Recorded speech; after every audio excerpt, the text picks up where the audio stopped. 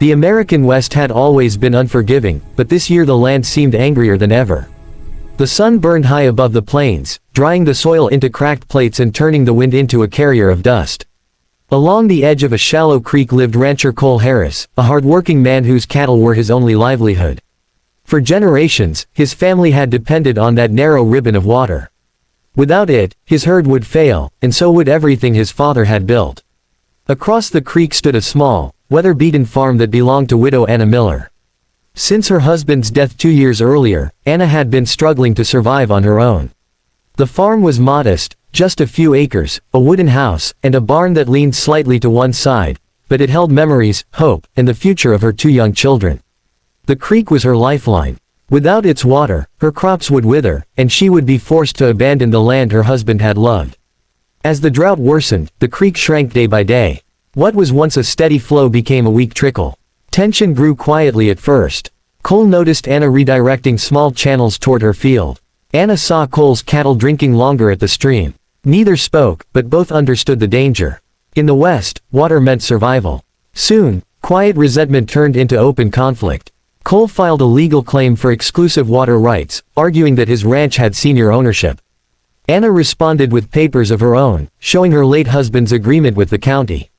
Court notices were nailed to fence posts, and whispers spread through the nearby town. Some neighbors sided with Cole, saying ranching fed the region. Others felt sympathy for Anna, the widow fighting alone. Every morning, Cole rode out to check the creek, his jaw tight with anger. He told himself this was business, not personal. If he lost the case, his cattle would die. Still, late at night, he remembered Anna's children playing quietly near the water, trying not to be noticed. He pushed the thought away, convincing himself that kindness had no place in survival. Anna, meanwhile, worked from dawn to dusk. She hauled buckets, repaired broken irrigation lines, and prayed for rain that never came. Fear followed her like a shadow. Losing the water meant losing everything, her home, her dignity, and the promise she made at her husband's grave to keep the farm alive. Though she stood firm in public, in private she cried, knowing the law often favored strength over need. As the trial date approached, the creek nearly dried up completely. The land waited in silence, as if holding its breath. 2 neighbors stood on opposite sides of the same water, bound by the same hardship, yet divided by pride, fear, and the harsh rules of the Wild West. The day before the court hearing, the sky burned orange as the sun dipped below the horizon. Rancher Cole Harris sat alone on his porch, staring at the empty creek bed stretching across his land. His cattle stood restless in the distance, their ribs showing more clearly with each passing day. He told himself he was ready to fight, to win. Yet his thoughts refused to settle. The law might grant him water, but it could not silence the unease growing in his chest. That night, sleep would not come. Memories surfaced uninvited. Cole remembered his childhood, when his father had died suddenly, leaving his mother to manage the ranch alone. She had struggled the same way Anna Miller now did, hands worn raw, eyes heavy with exhaustion, pride barely holding her upright. Neighbors had helped them back then, not because they were forced to, but because they understood hardship. Cole realized how far he had drifted from those values. At first light, Cole rode out, intending only to check the fences. Instead, his horse carried him toward Anna's farm. He saw her in the field, bent over with a bucket, lifting water from a muddy pit she had dug by hand. Her movements were slow, her shoulders tense, yet she did not stop. When one of her children tried to help, she gently sent him back to the house. Cole watched silently, shame washing over him stronger than the heat.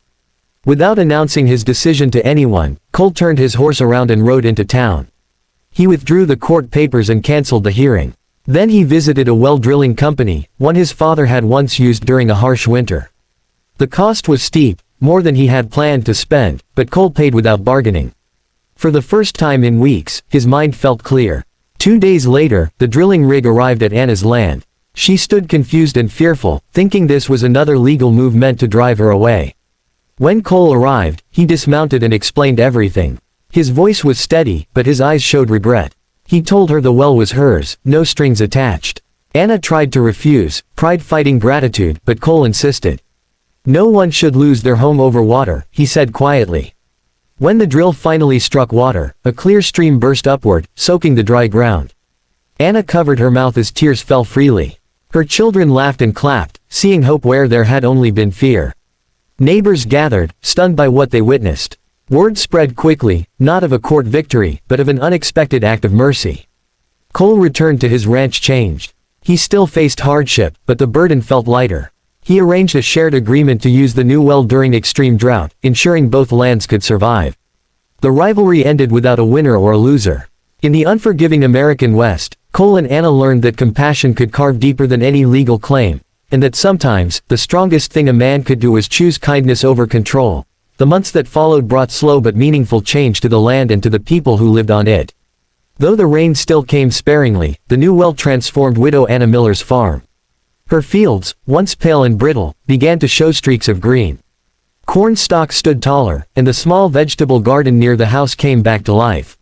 For the first time since her husband's death, Anna felt something close to peace. She no longer woke each morning with fear tightening her chest. Rancher Cole Harris kept his distance at first, unsure how his actions would truly be received. He focused on managing his cattle carefully, rotating grazing land and conserving every drop of water. The shared agreement he had arranged allowed limited use of the well during the worst days of drought, and Anna never once complained. Instead, she treated the water as a gift that deserved respect.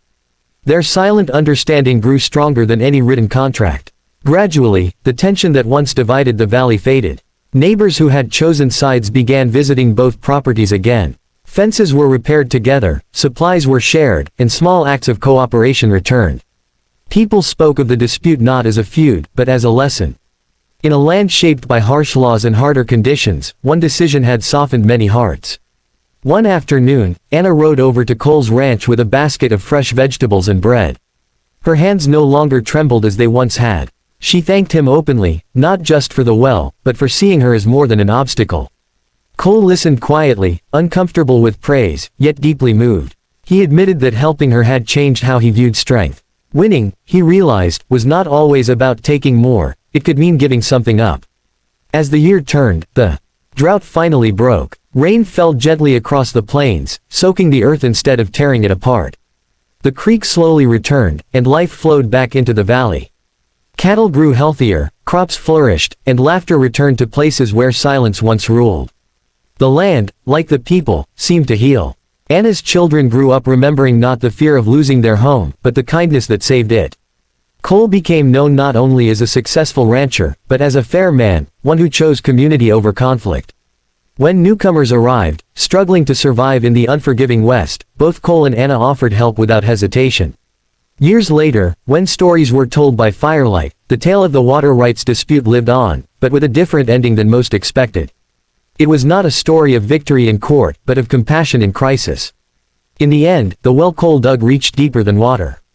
It uncovered humanity beneath pride, proving that even in the toughest corners of America, mercy could still shape the future.